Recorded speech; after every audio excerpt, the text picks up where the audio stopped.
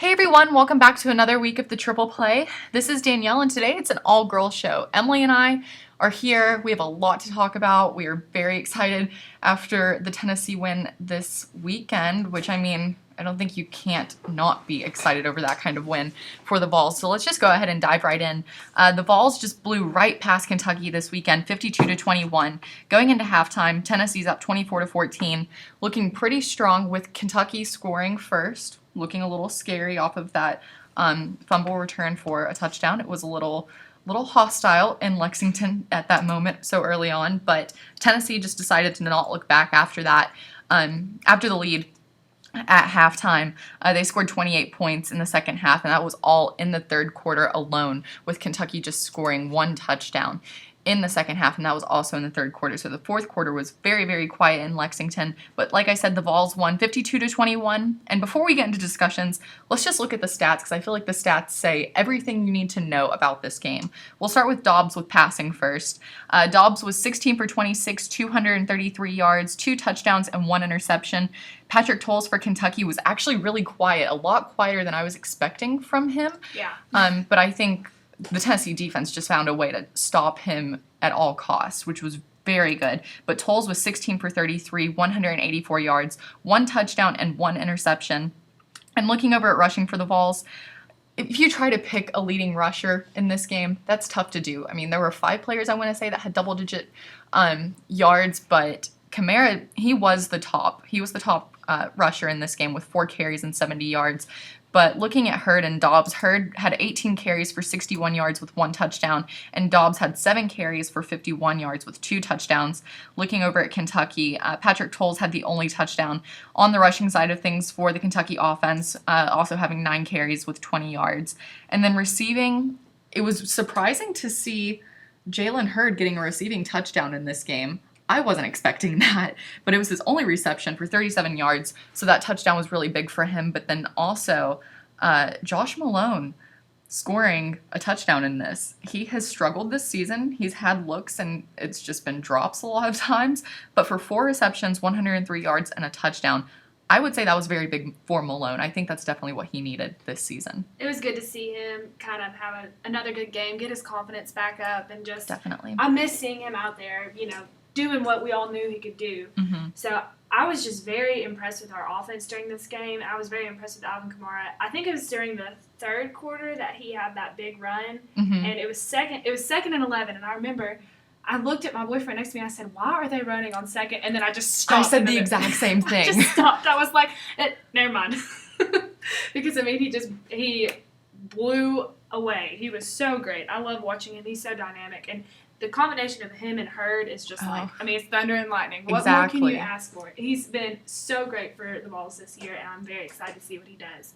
But it was definitely, I think Butch Jones, he always talks about complimentary football, and we definitely played complimentary football on Saturday. It was offense, defense, special teams were all great. Special teams, I love me some special teams.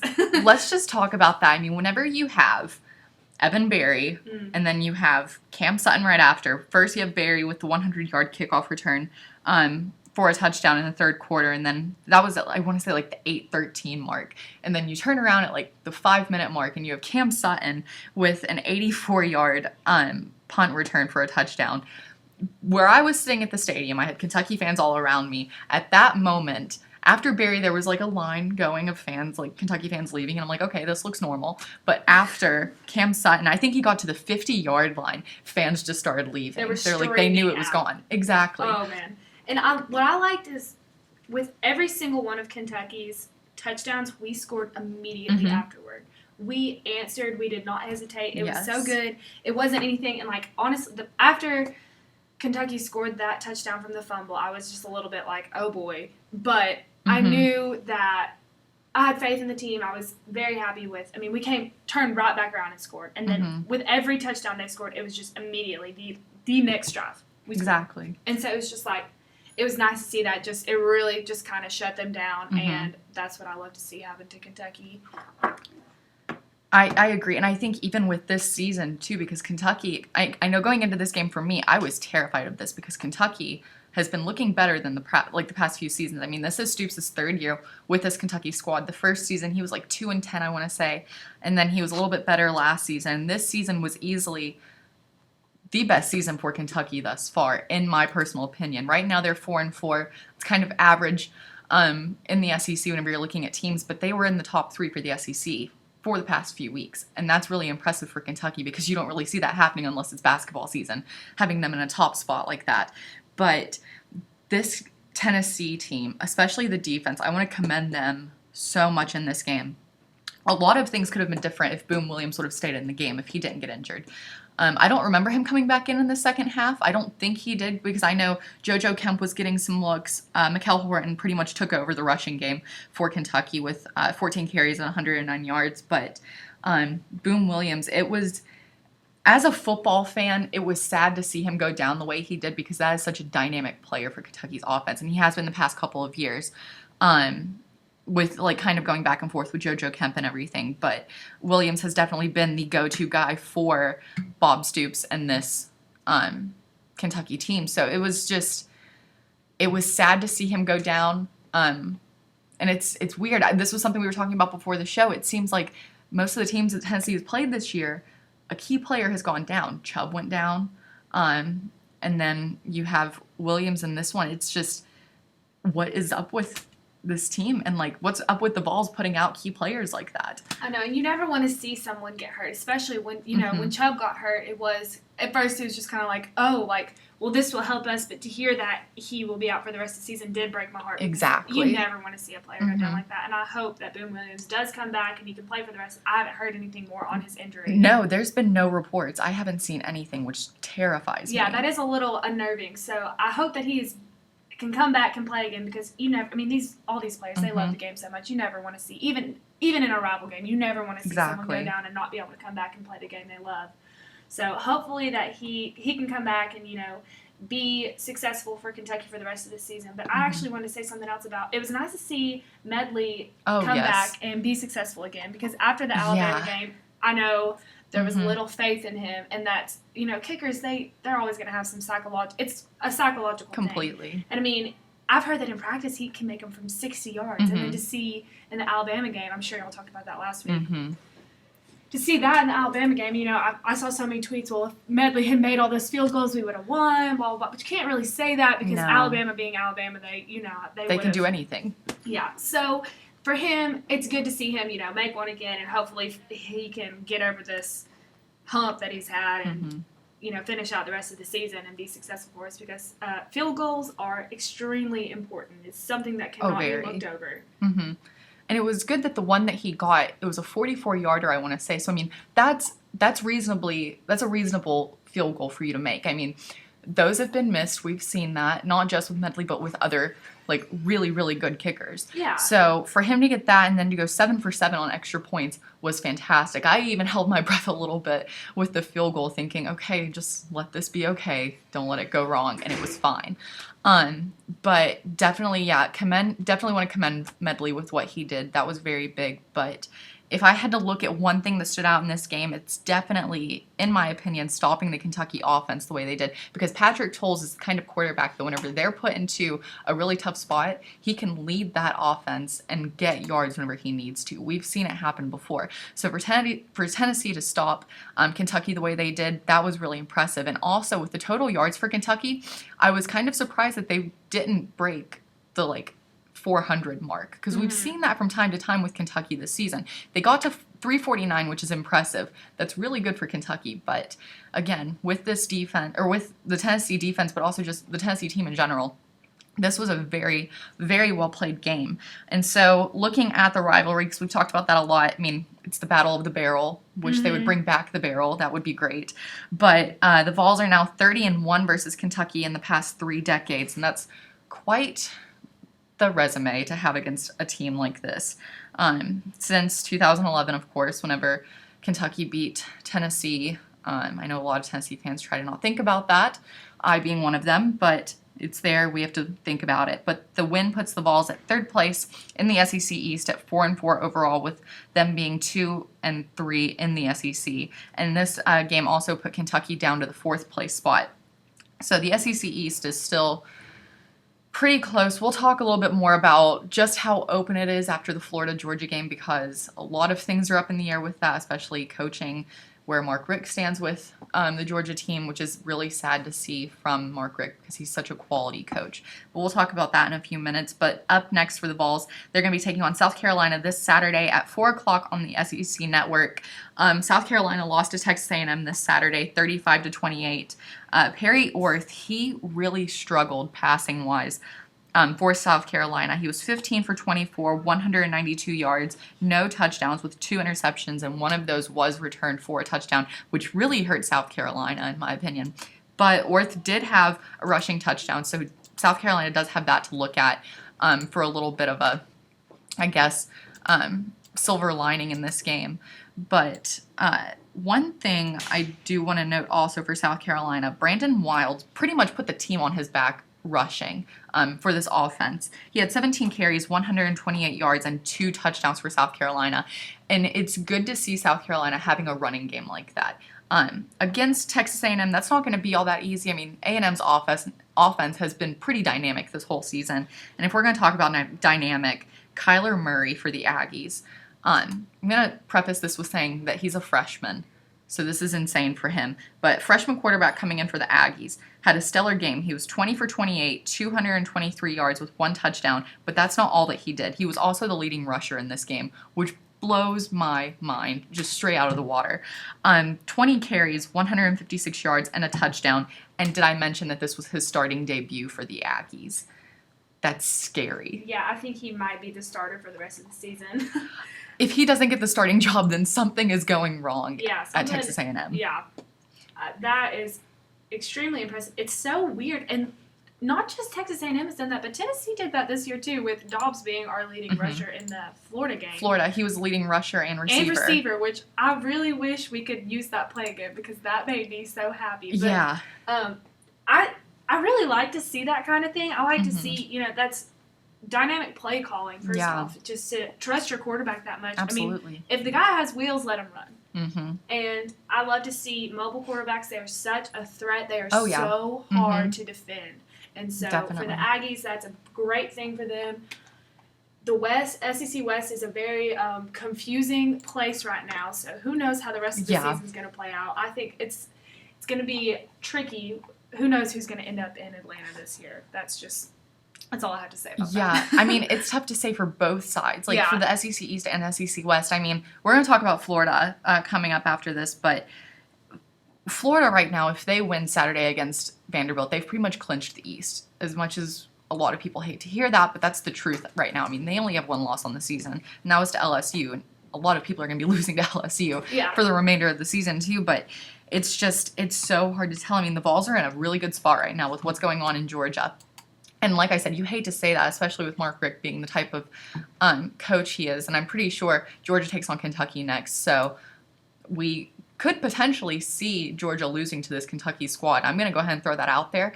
I don't know what the spread is right now or anything. But, I mean, with it also being in Athens, Georgia's going to have the upper hand. But looking at this Saturday, we'll go back to the Vols really quick. What has to be done for the Vols to win this game? I mean, South Carolina is in last place in the SEC East right now. That's a given. They've struggled. Right now, the spread for this game is Tennessee has a 16-point. They're the 16-point favorite right now. So it's looking good for Tennessee to win this game, and this is going to be a quality win for the Vols, no matter what's been happening with coaching in South Carolina. It's going to be tough not seeing Spurrier on the sidelines. I know a lot of people have been looking forward to that. I'm one of them. I'm going to miss the visor. But for this team on Saturday, I think it's really going to come down to stopping Wilds on that running game because, like I said, he had a really good game against Texas A&M. He only has 2 touchdowns on the season right now with 76 carries and 428 yards, but something in my mind says that he can turn a game around, and it could be this game if Tennessee's not careful. Yeah, and I think I don't know. I think this is going to be a great game for us. Mm-hmm. I'm excited to see, especially with this big of a win under our belts. I think the Vols are going to go into this game extremely confident, and I'm excited to see what's going to happen. But it's not one of those gimme games. Absolutely not. Most of the time, like we said before, most of the time Kentucky is one of those gimme games. But I was a little scared, too, coming into this. And to see that And at first, I was kind of like, okay, they're kind of playing like in the first quarter. I was like, they're kind of playing like this is a gimme game. And then, that's when you lose. It's when you when you don't expect a team to play as well as they do. That's when you're going to lose. So, I mean, they definitely have to go. Just because Steve Spurrier is not there anymore, just because they have an interim head coach, doesn't mean that this is just going to be an easy win. So if they go into the game with the right mindset, then definitely I think we can, kind of blow them out of the water because especially with the way our defense plays. If our defense plays the same way this week as they did on Saturday, I think this is going to be a good game for the Vols. Another win under the belt to kind of move us into the rest of the season. But definitely we have to watch out for the rushing game, and I hope our defense holds up against that. I completely agree. And I don't know. I look at Orth's stats too, passing, and I mean, he's definitely not the most dynamic quarterback out there. That's for sure. 4 touchdowns, 6 interceptions on the season with 947 yards. But something in my mind tells me, coming off of such a big win against Kentucky, you don't want the egos to be too big and the plays to not be as big as they should be. So who knows what's going to happen in this game. I mean, Tennessee is looking pretty good right now. Like I said, 16-point favorite. So who knows what's going to happen there. But let's go ahead and move to the rest of the SEC. We're going to go ahead and look at the big SEC East game that happened between Georgia and Florida, with Florida getting the win 27-3. And this Gator defense, after what they went through with LSU last week, it was not a cakewalk by any means. They were able to hold the Bulldogs defense to just 223 yards, which is ridiculous because this Georgia offense, they've been up and down this season. I'll say that, especially with Chubb going down, like we've said, and bringing in Sony Michel. So, I mean, for 223 yards on total offensive yards, I should say, that's really impressive. But what's kind of scary, I mean, we could go into stats with this, but I mainly want to open this up to discussion. Going back to October 12th, whenever Greer was suspended, there were a lot of talks, and I know, like, we talked about it on the show, that the SEC East was wide open because I know a lot of people, I being one of them, thought that it would just break Florida. Like, the whole, like, mental game and just how physical they could be, especially on offense. I thought it was just going to break them down. But the defense has turned around and really helped them step up. But also, looking at the offense, I mean, you have, like Traylon Harris, who in this game against Georgia, he only had 1 touchdown, but he threw for 155 yards. That's an okay game for him, but the Gators' defense, in my opinion, is what's helping them win games. Oh my gosh. Pretty much. Their secondary is amazing. Their secondary is probably one of the best in the nation right now. Yeah. I mean, that might be a strong statement, but they are good. They are really good. They're and really I think because their defense is so good, that's obviously, but the offense is going to feed off of that. They know that they still have a chance because, hey, if our defense is this good, we can step it up on offense and we can still win the East. So I think that's definitely the mindset that they have. And, yeah, their secondary is amazing. Hargreaves, being the leader on that is ridiculous. He's scary. Yeah, that's a good word. That's a really good word for him. I mean, he's basically unstoppable in my mind. We've seen him come up short on some plays and whatnot, but like you said, the secondary is, I can't find a word for them besides just completely ridiculous. They're great. They're fantastic. But like I mentioned earlier, winning this Saturday, whenever Florida takes on Vandy, that pretty much gives them the SEC East. So if Kentucky were to beat Georgia and Tennessee beats South Carolina, that would move the Vols up into second place, I believe. So right now, I know a lot of Vol fans still want to say, oh, it's wide open. The Vols can still take it. But this Florida team is one of the best I've seen in a long time.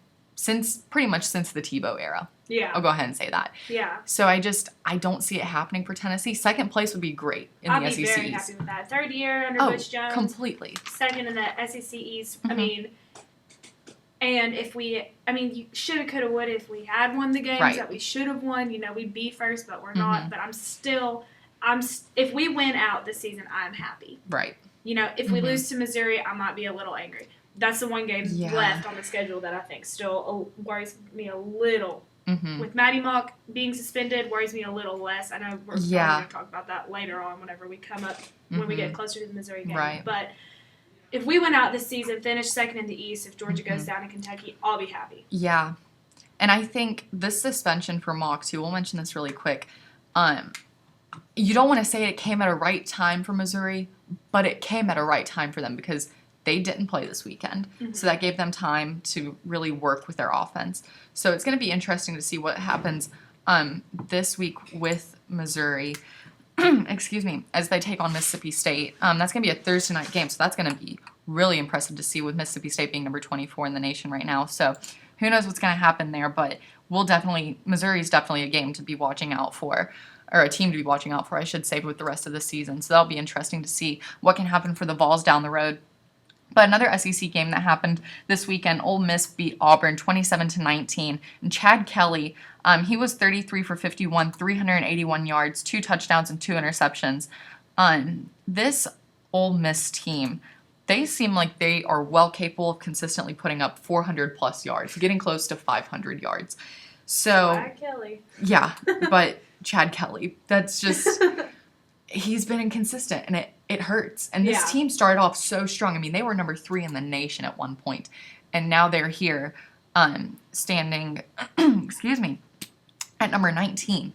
So it's crazy to think how this team kind of just fell the way they did, and especially with Kelly. I mean, we talked about at the beginning of the season that he's such a great quarterback, but it's just been...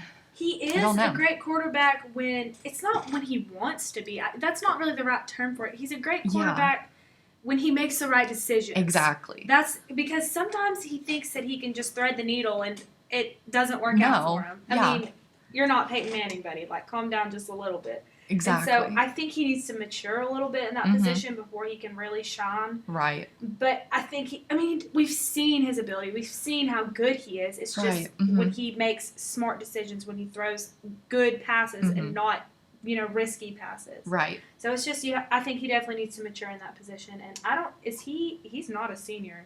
I don't believe so. I want to say he's a junior. Yeah. I know he's a transfer. Right. So I think, let's see if I can figure this out. I mean, if he is a senior, then I don't know what's going to happen with that, but I think he's a junior. So if he has another year he's a junior. So maybe next year we'll see him mature more and make better decisions, and we can who knows how this Ole Miss, that's way too far to speak about. Right. But I think next year will be a better year for him if he makes the right decisions and matures. I agree. And with this Ole Miss offense, too, I want to make a quick note that they had 558 yards this week. So, that's pretty much getting them back to the standard that we're used to seeing this Rebels team. This Rebels offense, they're an offense that, you expect them to be putting up yards like that. Oh, yeah. Or even more. So, it was good to see them getting that against this Auburn team. Auburn, granted, they're 4-4 right now. They're 1-4 in the SEC. But they're also another team that, if the ball's rolling their way, they're going to make the plays and turn it into a really good game to where they can get good wins. So, but this has been an off season for them. But really good win for Ole Miss. Maybe it could help them move back up into maybe a top 15 spot. Who knows at this point? We'll just have to see what happens with that. But the rest of the SEC games that we had this weekend, Vanderbilt got shut out by Houston, 34-0. I think a lot of people were expecting that to happen. Maybe not a shutout. Maybe Vanderbilt getting 1 touchdown, maybe 2. But 34 points by Houston seems pretty correct. And Houston's still undefeated. And Arkansas took on Tennessee Martin. Arkansas got a pretty dominant win there, 63-28. So looking at the rankings right now, there's 6 SEC teams in there, and there has been no change with the first 4 teams. LSU is at number 4, Bama's at number 7, Florida is at number 11, and Ole Miss is still at number 19. So those 4 teams have not made any moves since last week, but the moves have come for Mississippi State and Texas A&M. Mississippi State moved from 25 to 24, and then the Aggies got pushed to 25. So they are now up in the rankings, where I think they pretty much deserve to be after that performance they had this weekend. But the only movement in the top 10, and I think this is really interesting, the only movement was found between Stanford and Notre Dame, and it's just because they flipped spots. Both teams got wins, but Stanford was playing an undefeated team, excuse me, whenever they were taking on, I forget who it was they were playing. I want to say Washington State. Yeah, I watched the end of that game. Yeah, it was a 3-point margin, I want to say. So that's 2 points, excuse me. That's not what you're expecting from a number 8 team. No, and Washington State, actually, they looked really good in that game, which was surprising. Mm-hmm. But, no, they looked really well. But at the end of that game, Stanford's defense just really stepped up. Yeah. And they saved that game for them. I was a little scared. I was like, what is going on here? Whenever I turned it on, I was like, what just happened? But Stanford's defense definitely stepped up for them and helped them out a lot. Definitely. And then Notre Dame got it was a close one, but it was a really good win against a Temple team who has been stellar this season. They just got their first loss in this game against Notre Dame, 24-20. So Notre Dame moved up to number 8. And Stanford moved down to number 9, so just a flip-flop there. Other than that, pretty much all the standings stayed the exact same, except for other teams moving up into the standings and teams dropping out. So, been pretty consistent. But the past 2 weeks, there have been storylines with college football where there's been a blocked field goal that has been returned for a touchdown, a blocked punt returned for a touchdown. This time there were no blocks of any kind, but there was a return, and it somehow, some way, in a way that most people were not predicting, I was not predicting it for sure, was able to upstage Michigan State and Georgia Tech with their past 2 wins these past 2 weeks. But Miami comes off of a 58-0 loss to Clemson last week. A lot of people expect Miami to lose to Duke this past Saturday, because Duke's been looking good, and with Miami firing their coach, going into this game, it looked like hope was pretty much lost for this Hurricanes team. But they beat number 22 Duke, Saturday on an 8 lateral, 75-yard kick return touchdown.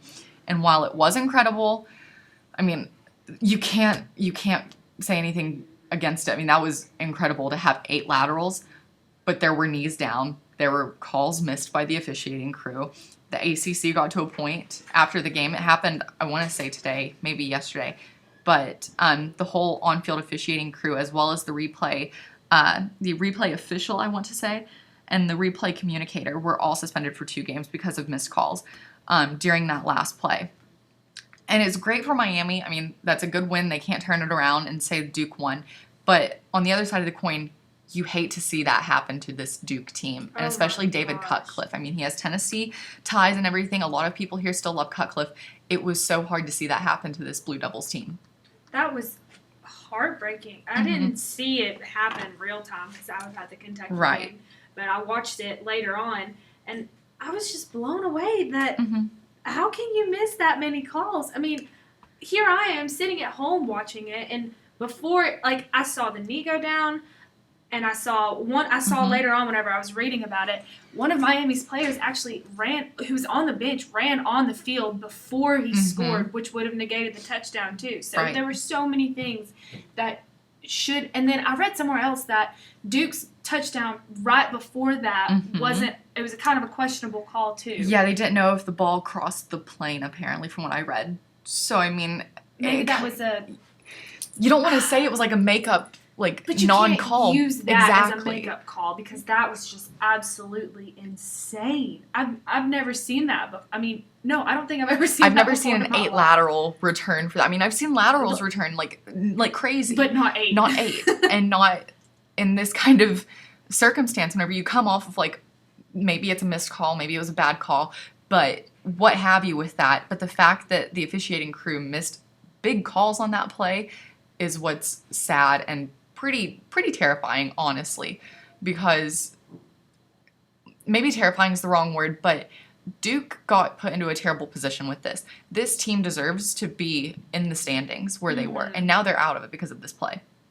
So it's just, like I said, it's tough to see this happen to, like, a David Cutcliffe coached team. Oh my gosh. But for Miami, you have to give them this win. Like, this is the win that they pretty much needed. After losing 58-0 the week before, this is what they needed. Oh, yeah. And in the most Miami thing ever, their official football Twitter account tweeted, like, that little face where he's, like, smirking, like, what are you going to do about it? I mean, that is just the epitome of Miami. Like, what else would you expect? Exactly. And, like, if someone told me, okay, this weekend there's going to be a team that does 8 laterals, and they said it was Miami, I would have been like, I would have laughed, honestly. Yeah. I mean, it's just, yes, like, what the heck? What? But then again, it's Miami, and you just never know. I mean, that was just, like, reminiscent of the 90s Miami, like. Completely. Oh, yeah, my gosh. Completely. Just what? 8 laterals? That's my only reaction with that is what? I mean, and I don't remember who it was, but one of Miami's players after the game said, this is just something that we've practiced, just like maybe what if this ever happens, but, we went out there and we were like, all right, let's do it. Like, we don't have anything else to do, so might as well just try it. And then there they go. And, it didn't work, but according to the officials, it did work. So, it worked out for them, but it's just kind of, how do you feel knowing that everybody in the nation says, well, you shouldn't have won that game? But they still did, so it doesn't really matter what anybody says. It's just, I don't know. That's just ridiculous. It's the continuation of 2 weeks ago, the storyline of, wait, what? Yeah. That's pretty much what's been the past 3 weeks with these endings. This has been the whole, entire season. Exactly. Just the 2015 football season has just been, wait, what? From the beginning. Right. Pretty much October in general. And with all of this happening on Halloween, a ladder on Halloween, that's like a trick and a treat. So I guess it works. Good job, Miami. You got the ultimate Halloween gift. If there's gifts on Halloween, I never knew there were, but who knows. But looking at we could talk about other NCAA games that happened this weekend, but I think it's easy just to go to the scores and look at what happened. First off, TCU got a really good win against West Virginia, 40-10. I thought West Virginia would have more points in that game, but Trevon Boykin, 3 touchdowns. You expect to see that from him and TCU. North Carolina beat Pitt on Thursday, 26-19. Clemson beat NC State 56-41. Excuse me. Iowa beat Maryland 31-15. Iowa is still undefeated. If you're keeping up with that, that's pretty impressive and confusing. Exactly. You don't expect this team to be undefeated yet. Here they are. Especially after how we played against them last year in that bowl game. Yeah. What? Exactly. Just another wait what. That's basically what the whole month of October is. 10. Right. I didn't even know. At number 10. What? Mm-hmm. Okay. Right. Oklahoma State beat Texas Tech 70-53. Okay, State, we see what you're doing there. Utah beat Oregon State 27-12. Oklahoma beat Kansas 62-7. That's another score you expect to see from Oklahoma. So big props to the Oklahoma teams for putting up very big points this week against their opponents. Michigan beat Minnesota 29-26. Excuse me. That was a last-second stand by Michigan too that pretty much gave them the win. So again, things are going right in Michigan if you take away what happened a couple weeks ago with Michigan State. But Memphis beat Tulane 41-13. Florida State beat Syracuse 45-21. Miami, like we said, beating Duke 30-27, and UCLA beating Colorado 35-31. UCLA is slowly making a comeback. I'm going to go ahead and throw that out there. They're starting to get back on the upswing, and that's going to be pretty scary for the rest of the season. But we'll see what happens with the rest of college football, because now we're dwindling down, as sad as it is, and getting ready to go into the bowl season. And we'll be looking more at college football playoffs in the next few weeks, especially. Right now, there's only one SEC team in that top 4, and that's LSU, but there will be much more to come with that. So looking over at the NFL really quick, and we're going to keep talking about football. Titans have the exact same storyline. They have lost again. They lost to Houston this week, 20-6. Zach Mettenberger was 22 for 31, 171 yards, no touchdowns with 1 interception. But also Brian Hoyer for Houston. He had a really, really, really good game. 23 for 35, 235 yards, 2 touchdowns. Yes, the yards number is kind of low for passing, but 2 touchdowns for the Texans, that's really good.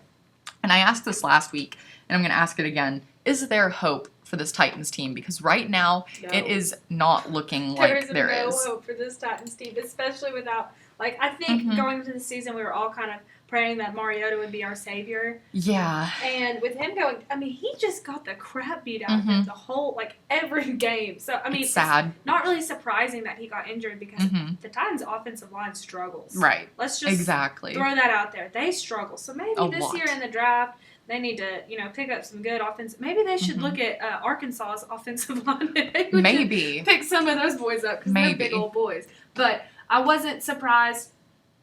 No, there's no hope for the Titans. I'm just going to leave it at that. They're 1-6, and suck. It's sad. It's very sad. I am a 100% fair weather Titans fan. I will admit to that. I don't care to admit to that, and I'm not.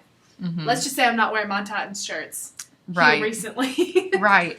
Maybe, right now, if they get a win at some point, I think all Tennessee Titans fans are going to say Super Bowl bound. Because you see that from, Titans fans. I've seen it before. And maybe I'm just people in Tennessee, sports fans of Tennessee, Exactly. Any Tennessee fan, we always go to the extreme. Exactly. So, But speaking of extremes, I think that's a very good segue to go into the Broncos Mm. because people have gone to the extremes talking about Peyton, saying that he just needs to go ahead and retire. I saw a tweet that somebody said he needs to pull Spurrier and retire in the middle of the season. And I was like, it's a little drastic. That's a little extreme. And a little But I mean, unnecessary. exactly. And we've talked about on the show before, kind of questioning like if the end is near for him, with him not looking as good as he has. But even Peyton said it in the post game. This game that we're getting ready to talk about was not an I told you so moment. This was the Broncos proving why they are undefeated. It was a matchup of undefeateds taking on Green Bay, and the Broncos won 29-10. Peyton was 21 for 29, 340 yards. He did not have a touchdown, but he only had one interception, so that's a silver lining there. But that also brings him to 11 interceptions on the season. But also Aaron Rodgers. Yeah, exactly. I mean, Aaron Rodgers struggling is a sentence you weren't really expecting to hear this season or in seasons past because he's been so dynamic. But he was 14 for 22, 77 yards, no touchdowns, no interceptions, but 77 yards for Aaron Rodgers is just absolutely ridiculous. Yeah, I mean, his 3.5 yards per attempt, that was a career low for him. That was one of the worst games he's ever played. If it wasn't one of the worst, it was the worst. Yeah. In my opinion, which is really sad for him. But also the Broncos, one thing that I do want to mention is the fact they had 3 rushing touchdowns, which was really impressive. I mean, you want to see Peyton getting touchdowns through the air, but for the Broncos to get 3 rushing touchdowns, 2 coming from Ronnie Hillman, and then 1 coming from C.J. Anderson, that's really impressive. But the question that comes up with this game was the bye week all that helpful for the Broncos in general, or was it more helpful for Peyton? Because this is a question I've seen been raised in a lot of conversations. But I want to say, as much as it could have helped Peyton, the Broncos offense looked in a complete wholeness. They looked much better. Oh yeah, they were clicking, and that was just. I mean, anytime you get a week off, especially when you're playing in the NFL and you're playing at that level, you get the crap beat out of you every single game. Mm-hmm. And so just to have, I mean, I definitely think, and by the bye week helping Peyton, it also helps the team as a whole. Because when he's on, I mean, it's going to make things a whole lot easier. Right. And so definitely just getting that rest in and just being able to, when you get 2 weeks to look at a team, you can fully dissect them, fully pick apart exactly what's going to happen. You have so much more time to study them. Mm-hmm. So I definitely think that helps. And I think it was great that this came before the Packers game. Oh, yeah. Because that was a huge game because both of them were undefeated going into this game. Mm-hmm. So that, I mean, there were a lot of, stakes on the line here. Mm-hmm. So that was definitely a well-needed rest for Peyton and therefore the rest of the team. I agree with that. And last week there were 5 undefeateds, but like we've mentioned, with Green Bay being undefeated going into this game, there are now just 4. Denver, New England, Cincinnati, and also Carolina. They did not play this week. They had a bye week, so they're still at 6-0. But for there to be 4 undefeated teams right now, and 3 of them being 7-0, that's really impressive. But the teams that are undefeated, I mean, Cincinnati almost lost yesterday to Pittsburgh. And, I mean, me being a Pittsburgh Steelers fan, I was really excited because there have been times where the Bengals have been 6-0 and then they've come into Pittsburgh and lose. But the last time I think that happened was like in the 1980s or 1970s, I want to say. And then the time before that was like the 1950s. So it's been a while, but Cincinnati, they did look beatable yesterday. And that's really important for the Browns this week. And that's something you don't really expect to say. But the Thursday night matchup is going to be the Browns and the Bengals. And the Browns could beat the Bengals with how sloppy the Bengals looked yesterday. Oh, yeah. Andy Dalton still... He looked good, but one big question mark was Le'Veon Bell going down. And he's going to be out for the season with an MCL tear, which... like we've said before, you don't want to see players go down, but especially a player like Le'Veon Bell. I mean, he missed the first 4 games with a suspension, so or maybe it was 3. I think he might have gotten it reduced, but it's heartbreaking to see that happen. But they do have a good running back in D'Angelo Williams to look at for the Steelers rushing game there, so maybe it's a light in the tunnel there for them too. But the Bengals barely got by. The Bengals won 16-10 against the Steelers yesterday, but like I said, the Bengals looked beatable, and if Cleveland wants to win this Thursday, which is just so weird to say, but if Cleveland wants to win, they're really going to have to capitalize on the breaking points of that Cincinnati offense. Looking at other games that happened in the NFL this weekend, excuse me, the Chiefs beat the Lions 45-10. That was a really good win for Kansas City. Patriots beat the Dolphins on Thursday night 36-7. Tom Brady still looked like Tom Brady. 26 for 38, 356 yards with 4 touchdowns. he just looked really good, and Gronkowski got one of those touchdowns. Buccaneers beat the Falcons 23-20. Cardinals beat the Browns 34-20. That's a really good margin there, with the Browns being 2-6. If they beat the Bengals on Thursday, that's going to be, I actually don't know how to summarize that. That's just going to be absolutely insane, especially for the AFC North. The Rams beat the 49ers 27-6. Saints beat the Giants 52-49. Drew Brees, 7 touchdowns. And I want to say that makes him the only quarterback in the league besides Ben Roethlisberger, or maybe it might have been in NFL history, to have multiple 500-yard games. So congrats to Drew Brees on that. I mean, he's a great quarterback. He was 40 for 50, 511 yards, 7 touchdowns. So that's just really impressive. I feel like the Saints in general have just been kind of quiet the past few years. And, you know, they were so good a few years ago, and so it's just kind of maybe in the future we'll see them kind of come back and be one of those teams that I think be like they used to be. And I love Drew Brees, so I hope it was good to see him be Drew Brees again, I guess. It was really good, and that puts them at 4-4 on the season too. So I mean, it's a really quiet year, like you said, for the Saints. So who knows what's going to happen with that? I mean, this win could turn them around easily. With Brees having that kind of performance, that could put them back in the control seat for the rest of the season. Vikings beat the Bears 23-20. Ravens beat the Chargers 29-26. Texans, like we said, they beat the Titans 20-6. Still just so hard to look at that for the Titans. The Raiders beat the Jets 34-20. Seahawks beat the Cowboys 13-12. That was an incredibly close game. Russell Wilson only had 1 touchdown, which really surprises me. The Seahawks are 4-4 on the season, and they were taking on the Cowboys, who are now 2-5. But the Seahawks have just been, I hate to use the word inconsistent with them because they have looked so good the past couple of years, but they looked inconsistent, to be quite honest. Yeah, this season they have not had the best start. Not at all. Not at all. And that's, I mean, you don't expect that from a team who went to the Super Bowl last year. Exactly. So who knows where that's going to go. But Russell Wilson, he had 210 yards, so that's one good point to look at. But just having 1 touchdown is odd for him. Very. And going over to baseball really quick, the baseball season is now over. I'm very sad. I already miss baseball, even though it just ended last night. But hey, April comes back really, really soon. Then we'll have minor league baseball, and then Major League Baseball will be back too. So it's going to happen soon enough. We all can't wait. But Kansas City Royals are the champions of the baseball world. They took the crown last night, beating the Mets 7-2 in 12 innings to win the series 4-1. They were down for the longest time, scoring 2 runs in the 9th inning to tie it up with the Mets, sending it into extras. And then the Royals scored 5 runs in the 12th inning alone to basically seal up that win.